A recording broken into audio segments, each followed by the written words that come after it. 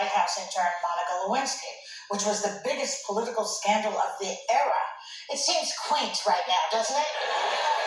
Now Monica is telling the Call Her Daddy podcast how she was dragged through the mud by the media and how she thinks the president, Clinton, should have handled it. Watch.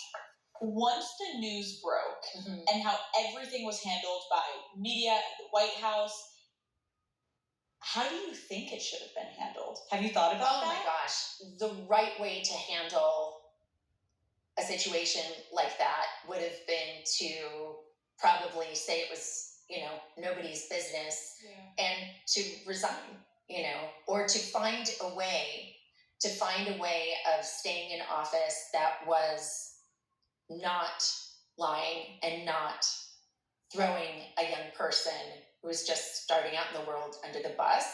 Yeah. She also credits the younger generation for taking another look at the affair through a modern lens. Watch this. It was, your generation and the younger generations that really insisted on reevaluating this story because you were all coming to it with just the facts, not having gone through the brainwashing or lived through that media lens. It was the younger generation, the younger journalists, the younger women journalists who were starting to say, hold up.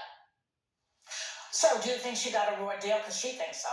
Yes, I feel so strong about this. We were probably about the same age when this happened. We were kids watching it, and I remember the headlines. I remember the tabloids. It was her. It was criticizing her looks, her weight, the Lewinsky scandal, not the man who was the person in a much greater position of power that also engaged in the affair. And I thought about it when I was working in the White House, and I was in my late 20s.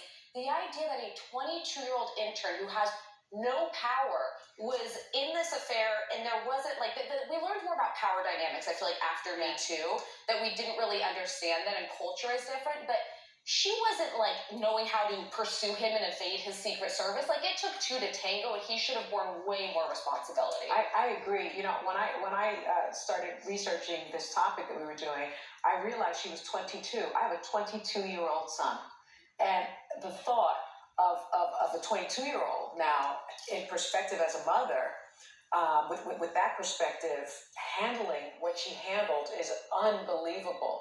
I think the other thing is about the power dynamic. That power dynamic was terrible. But I also think, what does it mean about our culture and the cancel culture that she hasn't been allowed to pivot? I mean, this is a woman who 30 years later is still somewhat defined by this. She went to the London School of Economics, but she is still defined by this. She was unable to get a job. It was personally hard for her. I mean, she couldn't ever really recover from this, and I think that says a lot about our culture.